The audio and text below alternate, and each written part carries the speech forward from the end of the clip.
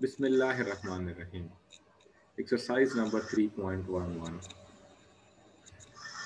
देखें जी, आप एक्सरसाइज के नीचे देखें, adjusting entries for depreciation and supplies expenses. आपसे जो रिक्वायर्ड है इस एक्सरसाइज में, आपसे एडजस्टिंग एंट्रीज रिक्वायर्ड हैं। दो जो मेन आइटम्स हैं, एक है डिप्रिसिएशन के लिए और सेकंड है सप्लाईज एक्सपेंसेस के लिए। एक कंपनी है TRC ग्राफिक्स के नाम से। A sole proprietorship, it adjusts and closes its books each month on May 31st, 2001. Before adjusting entries are recorded, the trial balance for TRC graphics is as follows. आपको एक trial balance दिया गया है TRC graphics का 31 मई 2001 को, before adjustment. इसमें अभी adjustment होना बाकी है। ट्रायल बैलेंस कुछ आइटम्स डेबिट साइड पर लिखी गई हैं और कुछ आइटम्स क्रेडिट साइड पर एंटर्ड हैं। आप चेक करें, कैश की वैल्यू जो है वो $10,500 है, जो कि डेबिट साइड पे मेंशन है और नॉर्मली यही होता भी है। इस तरह अकाउंट रिसीवेबल है, सप्लाईज है, इक्विपमेंट है, एक्यूमुलेटेड डिप्रिसिएशन इक्विपमेंट है, इसकी वैल्यू क्रेडिट साइड पे है।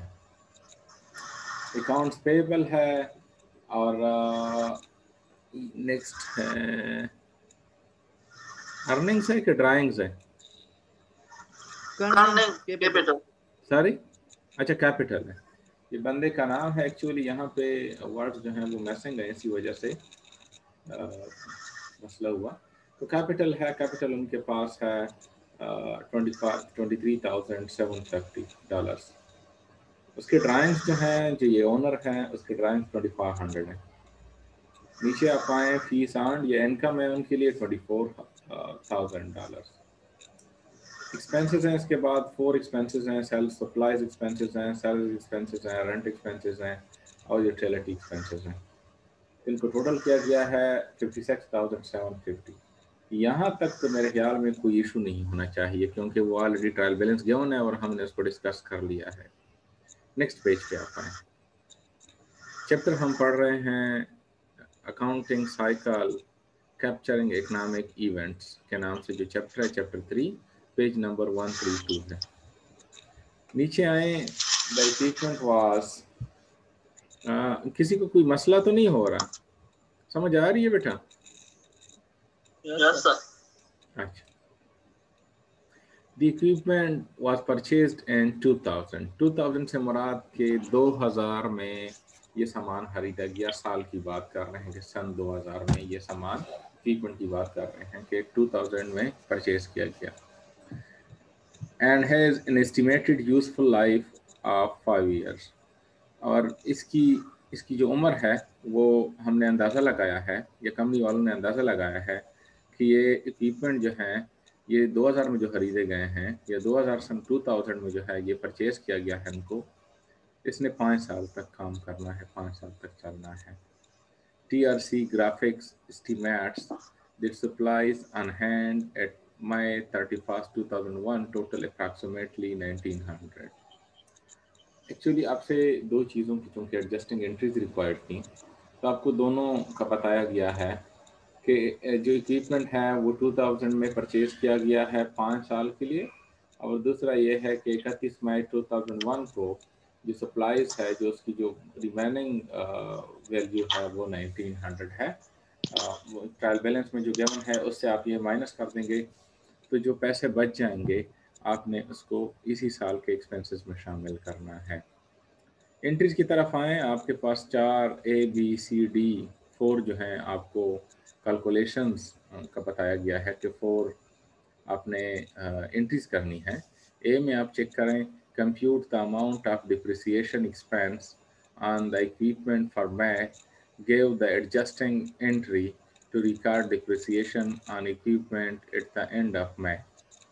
आपको बताया गया है कि कंप्यूट से मतलब है कि कैलकुलेट करें the amount of depreciation, depreciation की जो वैल्यू है, expense on the equipment, equipment पे डिप्रिसिएशन की जो वैल्यू है उसको आपने कंप्यूट करना है, कैलकुलेट करना है मई के महीने के लिए, और फिर उसके लिए आपने एडजस्टिंग एंट्री भी पास करनी है at the end of the May, जो भी साल है, तो 2001 का नॉर्मली मेरे ख्याल में कर रहे हैं हम, तो उसके लिए आपने एडजस्टिंग एंट्री भी पास करनी है। जो एंट्री मैं ऑलरेडी हल कर चुका हूँ आपके लिए, तो मैं जाता हूँ MS वर्ड डॉक्यूमेंट जो मैं ऑलरेडी ओपन कर चुका हूँ, आप ज़रा चेक करें कि एक्सरसाइज नंबर 3.1 है, ऑलरेडी मैं बता चुका हूँ मंथली डिप्रिसिएशन।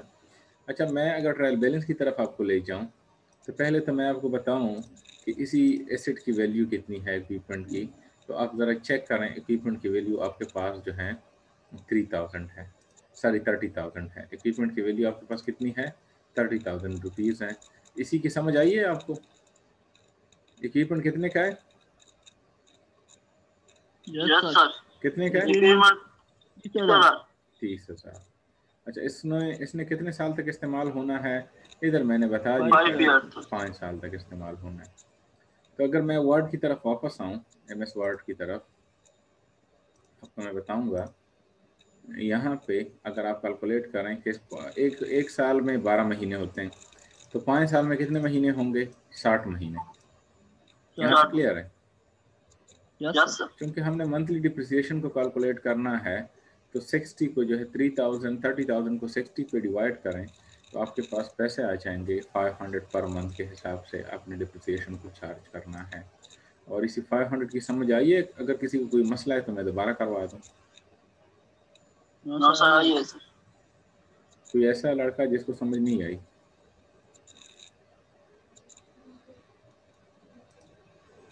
बेटा दोबारा करवा दूँ? No sir. बाकी जो लड़के हैं आपसे भी रिस्पांस चाहिए। नहीं सर, ठीक है बस। ठीक थे? हाँ ठीक है सर। अच्छा ठीक है बेटा, ठीक है।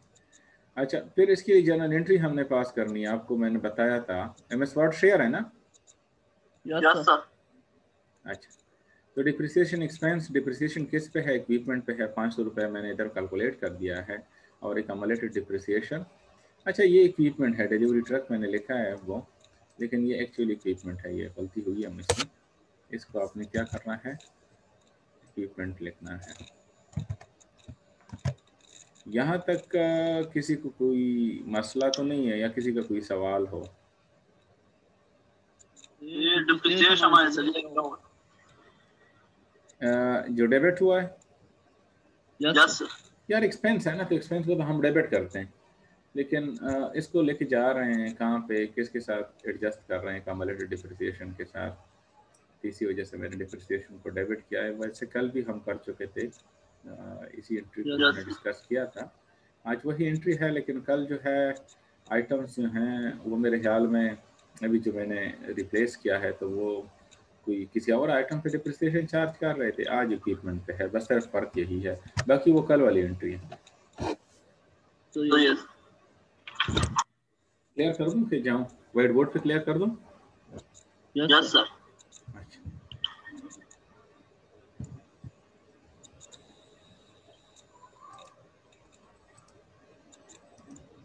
देखें, आप एक एसेट खरीदते हो, आप एसेट खरीदते हो तो एसेट्स को डेबिट करते हो, और कैश या क्रेडिट अकाउंट्स पेबल को क्रेडिट करते हैं।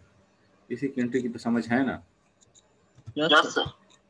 15,000 का एक एसेट आपने खरीदा है, तो 15,000, लेकिन ये 15,000 5 साल तक तो 15,000 का नहीं रहेगा ना, ये तो इस्तेमाल होगा सालाना। तो इससे जितने पैसे इस्तेमाल होंगे तो आपने उसको एक डिप्रिसिएशन एक्सपेंस में ऐड करना है। किस में ये ऐड करना है? Depreciation expense.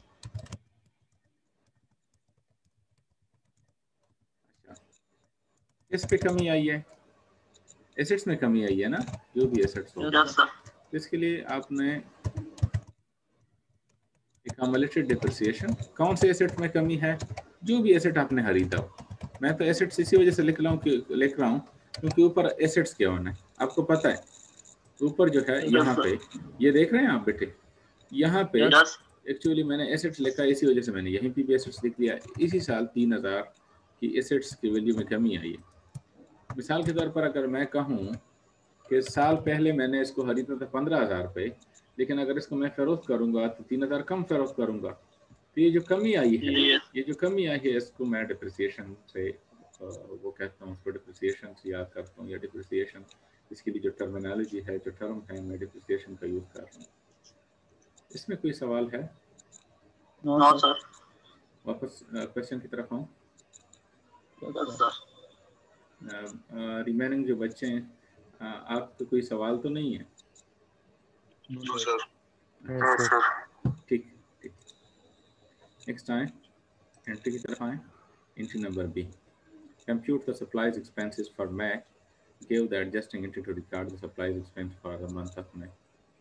ये बताएं, यहाँ पे सप्लाईज सप्लाईज यहाँ पे 2250 रुपए है ना, $2,250 के सप्लाईज आपके पास पड़ेंगे। Yes sir. यहाँ तक कोई सवाल है? No sir. सप्लाईज की वैल्यू कितनी है? 2250 2250। अच्छा, यहाँ पे उसने लिखा है, यहाँ पे TRC graphics estimates that supplies on hand at May 31st 2000 had total approximately 1900। 2200 की सप्लाईज आपने खरीद ली थी, लेकिन अभी आपके पास जो है 1900 की सप्लाईज रह गई हैं। तो आप ये बताएं कि आपने कितना इस्तेमाल कर लिया। तो सिंपल सी बात है, मैं दोनों को कंपेयर कर लूँगा, दोनों का फ़र्क जो है मैं निकाल लूँगा कि दोनों का जो फ़र्क है तो वो इस्तेमाल हो गई होंगी। अब ज़रा चेक करें, 2200 का मैंने परचेज किया था, ये एंट्री नंबर बी है, आपको ये एंट्री नज़र आ रही होगी। आप ये एंट्री नज़र आ रही है आपको? अच्छा, सप्लाईज आपने 2250 की परचेज की थी और उसके बाद जो है फिर 1900 की अभी सप्लाईज आपके पास अनयूज्ड हैं, वो सप्लाईज आपके पास रहती हैं। तो eight the end of the May जो है, अगर आप दोनों से, ये है आपके पास और ये आपने परचेज की थी और ये अभी भी अवेलेबल है, तो अगर दोनों को मैं कंपेयर करूं तो 350 की सप्लाईज को मैं इस्तेमाल कर चुका हूं। यहाँ तक कोई सवाल है? No sir. किसी का कोई सवाल है?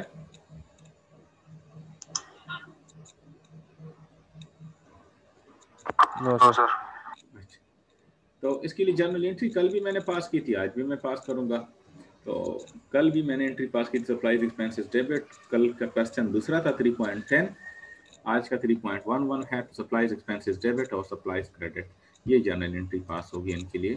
तो आपने एक्चुअली कैलकुलेशन, मैं आपको वर्किंग इसी वजह से बता रहा हूँ कि आप कंफ्यूज ना हो कि ये 350 की कैलकुलेशन किस तरह हुई है, 350 रुपीज़ कहाँ से आए हैं। तो आप वैसे मुझसे जो रिक्वायर्ड है ना, तो ये जर्नल एंट्रीज रिक्वायर्ड है, लेकिन 350 का भी तो मैंने बताना है ना, ये जर्नल एंट्रीज रिक्वायर्ड है ये, और ये एंट्रीज रिक्वायर्ड है। लेकिन कल को अगर आपसे कोई पूछ लेता है कि ये 500 रुपीज़ जो हैं वो कहाँ पे लिखा गया है, कहाँ पे ये पैसे हैं, तो फिर आप आसानी से बता सकें कि ये यहीं से जो है चीज़ें कैलकुलेट की गई हैं, और इसी अमाउंट को मैंने नीचे लिखा है जनरल एंट्री में। यहाँ तक कोई सवाल है? No sir. नेक्स्ट आऊँ रिक्वायरमेंट नंबर सी। यस। अच्छा, सी पे आ जाते हैं। अच्छा, सी में क्या है? What is the amount of net income or net loss reported in TRC graphics income statement for the month of May show computations. Computations बोलते हैं कैलकुलेशंस को, आपने कल उसको कंप्यूटेशन बतानी है कि कैसे कैलकुलेट करना है इनकम स्टेटमेंट को। तो वो मैं ऑलरेडी बता भी चुका हूँ, लेकिन दोबारा भी देख लें। हम ट्रायल बैलेंस की तरफ आ जाते हैं। ये ट्रायल बैलेंस है हमारे पास। इसी ट्रायल बैलेंस से हमने इनकम स्टेटमेंट मालूम करना है, इनकम स्टेटमेंट बनाना है। आप सिंपली बनाएंगे इनकम स्टेटमेंट। तो इनकम स्टेटमेंट के लिए सिंपल सी बात है कि आप इनकम को एक साइड पे टॉप पे लेके आएं और उससे एक्सपेंसेस माइनस करें, तो आपके पास मुनाफे का पता चल जाएगा कि आपके पास प्रॉफिट है कि नुकसान आपने किया है। ये सिंपल सी बात है, 3-4 पॉइंट्स हैं। इसी में वैसे मैं पहले भी करा चुका हूँ, आपको पता होगा। चैप्टर 3 के जो उसमें जब हम इलस्ट्रेशंस कर रहे थे, जब हम मिसालें पढ़ रहे थे, तो मैं इनकम स्टेटमेंट, बैलेंस शीट, ये सारी चीज़ें मैं करवा भी चुका हूँ। लेकिन फिर भी आप देख लें कि कैसे करना है। वैसे ट्रायल बैलेंस को हम अगर डिस्कस कर लें तो कैश जो है एसेट है और इसको बैलेंस शीट में रिकॉर्ड करना है। हमारे पास मैंने अकाउंटिंग इक्वेशन का आपको बताया था कि अकाउंटिंग इक्वेशन के बेस पे हम इसको डिवाइड करते हैं। अगर मैं अकाउंटिंग इक्वेशन लिख लूँ और वो मैं बता दूं आपको, आप ज़रा चेक करें बेटा, आपके पास है assets is equal to Liability. Fees plus owner equity.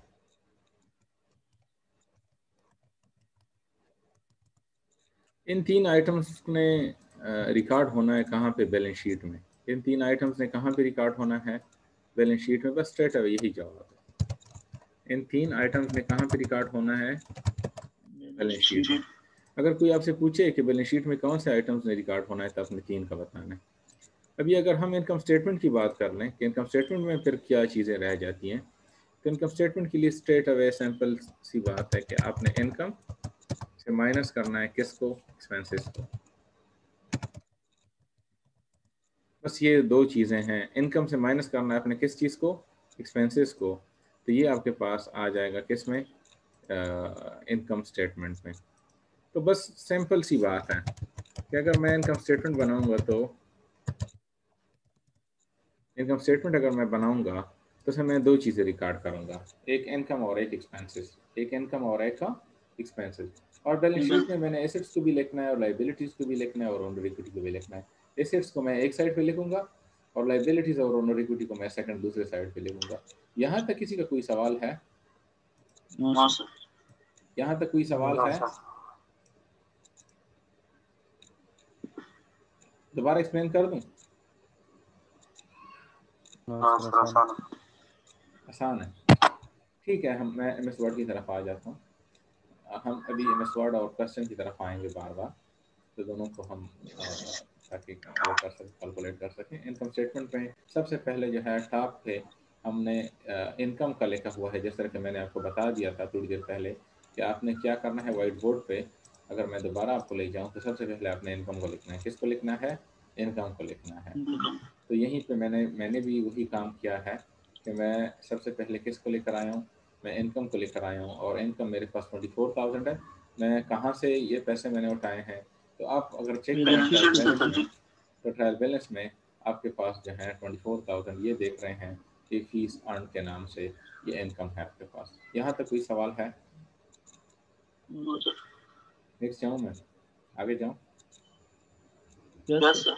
अच्छा, इनकम के बाद डायरेक्टली अपने एक्सपेंसेस पे आना है। तो आपके पास एक्सपेंसेस, सप्लाईज एक्सपेंसेस हैं, सैलरीज एक्सपेंसेस हैं, रेंट एक्सपेंसेस हैं, यूटिलिटी एक्सपेंसेस हैं। इन सब फिगर्स को आपने उठाना है, 600, 4,000, 2,400 और 1,500। तो इन सब को आपने जब उठाना है तो मैं वर्ड की तरफ आ जाता हूँ। ये देखें, सप्लाईज एक्सपेंसेस और सैलरी एक्सपेंसेस, रेंट एक्सपेंसेस और यूटिलिटी एक्सपेंसेस, इसको तो मैंने रिकॉर्ड कर दिया। ये चार जो हैं ये ट्रायल बैलेंस में ऑलरेडी गिवन है, तो वो ट्रायल बैलेंस के फिगर्स को मैंने उठा दिया। यहाँ तक कोई सवाल है यूटिलिटीज तक? No, sir. अच्छा, दो एक्सपेंसेस और हैं। आपको पता होगा थोड़ी देर पहले मैंने दो एडजस्टिंग एंट्रीज आपको पास करा दी थी। एक ये वाली एंट्री है, ये एक्सपेंस है डिप्रिसिएशन 500 रुपये, खर्चा है ना, तो ट्रायल बैलेंस में तो नहीं है, अभी मैंने एंट्री पास की है तो इसको मैं लेकर आ गया हूँ। ये देखें, depreciation, C working note, it's section A, ये सेक्शन ए है आपके पास। तो वर्किंग नोट जो मैंने कैलकुलेट किया है ये 500 रुपये। ये 500 रुपये अगर कोई आपसे कहे कि किधर से आपने उठाए हैं, तो इधर ट्रायल बैलेंस में सारी इनकम स्टेटमेंट में मैंने बता भी दिया है आपको कि ये जो है वर्किंग नोट नंबर 1 से 500 रुपये हमने उठाए हैं और हम इधर लेकर आ गए हैं, क्योंकि ड्यूरिंग द ईयर जो है और भी एक्सपेंसेस या ड्यूरिंग द मंथ और भी एक्सपेंसेस हो गए हैं, उसके लिए एडजस्टिंग एंट्री हमने पास कर ली है। यहाँ तक कोई सवाल है? Sir. इस तरह सप्लाईज एक्सपेंसेस हैं 350, थोड़ी देर पहले हमने कैलकुलेट किया है, ये 350 इसी को मैं लेकर आ गया हूँ। तो ये सारे चार खर्चे तो ऑलरेडी ट्रायल बैलेंस में गिवन थे, ये चार खर्चे ट्रायल बैलेंस में गिवन थे, और ये दो खर्चे जो हैं ये एडजस्टिंग एंट्रीज के हैं, जो कि एडजस्टिंग एंट्रीज में at the time of adjustment जब मैं कर रहा था तो उसी वक्त मैंने इसको क्या कर दिया है, लिख लिया है। तो ये सारे खर्चे एक साथ जब मैं इसको सबको जमा कर लूँ तो इस सब खर्चों से आता है जो पैसे हैं, जो टोटल है इसका 9,350 है। अभी ये टोटल खर्चे हैं और ये टोटल इनकम है। तो इनकम से जब मैं खर्चे माइनस करूं, जिस तरह के मैंने शुरू में व्हाइट बोर्ड पे आपको बताया था कि आपने नेट इनकम कैसे कैलकुलेट करना है कि इनकम से आपने एक्सपेंसेस को माइनस करना है, तो आपके पास ये किसने आना है, इनकम से नेट इनकम ने आना है या नेट प्रॉफिट ने आना है। किसने आना है, नेट इनकम या नेट प्रॉफिट ने कैलकुलेट होके आना है। यहाँ तक कोई सवाल है? हाँ सर। Net income. अभी मैं दोबारा व्हाइट बोर्ड की तरफ आ जाता हूँ। तो अब देखें बेटे, इन दोनों का फ़र्क मैंने निकाला है। तो ये दोनों का जो फ़र्क है वो नेट इनकम और कौन से मंथ के लिए है, for the month of May 2001। ये 14,650 ये पैसे किस तरह आए, 24,000 से ये सारे जो खर्चे हैं उसको मैंने एक साथ कर दिया है, जिसकी वैल्यू है 9,350। इसको जब मैं 24,000 से माइनस करूँगा तो मेरे पास जो फ़र्क रह जाना है वो है जो है मेरा मुनाफा है नेट इनकम फॉर्म में। यहाँ तक किसी का कोई सवाल है? हाँ सर। अभी मैं आपको एक चीज़ बता रहा हूँ, मंथली आपको पता है डिप्रिसिएशन मंथली 500 कैलकुलेट होता है। कैसे कैलकुलेट होता है? ये 500 है। 500 कैसे कैलकुलेट करते हैं, ये इसकी समझ आई है आपको?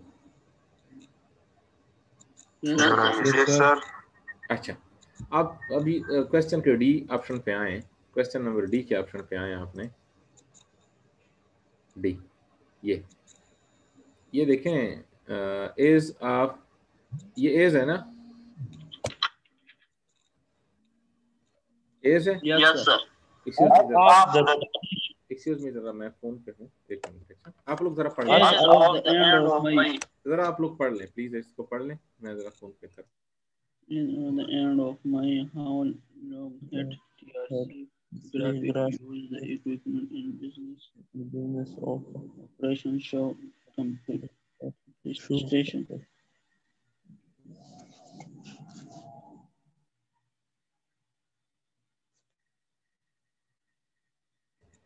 अच्छा, आप चेक करें, आपको बताया गया है कि as of the end of May how long है TRC ग्राफिक्स, ये कंपनी का नाम है, used equipment in business operations show computation. आपको बताया गया है कि कैलकुलेशंस करें और आप बताएं कि ये कितने महीनों के लिए इस्तेमाल हुआ है। तो मैं जर्नल की तरफ आ जाता हूँ, ये सबसे पहले मैं ट्रायल बैलेंस को देखता हूँ। ट्रायल बैलेंस में मेरे पास जो है डिप्रिसिएशन इक्विपमेंट पे पहले से कितना है, 6,500। न्यू जो कैलकुलेशन मैंने की थी, तो न्यू कैलकुलेशन के बाद कितने पैसे आए, 500 आवर, 500 आवर, ठीक है। 6,500 पहले थे, 6,500 पहले थे ना, वो ट्रायल बैलेंस थे, 500 ये हैं, तो कुल मिलाकर 7,000 आ रहे हैं। अच्छा, ये कितने महीनों के लिए, 14 month। ये तो मैंने लिखा है ना, आप मुझे जरा बता दें कि ये 14 मंथ के लिए कैसे है, कहाँ पे लिखा है कि ये 14 मंथ्स के लिए। मैंने तो बता दिया आपको कि ये 14 मंथ्स के लिए है, लेकिन आप लोगों ने ये क्वेश्चन हल करना है कि 14 मंथ्स का जो है कैलकुलेशन जो मैंने की है, तो 14 मंथ्स जो है वो किस तरह आए हैं, ये आप लोगों ने बताना है। एक 3 मिनट है आपके पास, मैं ऑडियो भी कर लेता हूँ, आप लोग जो है क्विज बाद में बता दीजिएगा एक 3 मिनट बाद। मैं उस वीडियो को स्टॉप कर लेता हूँ ताकि मैं शेयर कर सकूँ आपके साथ।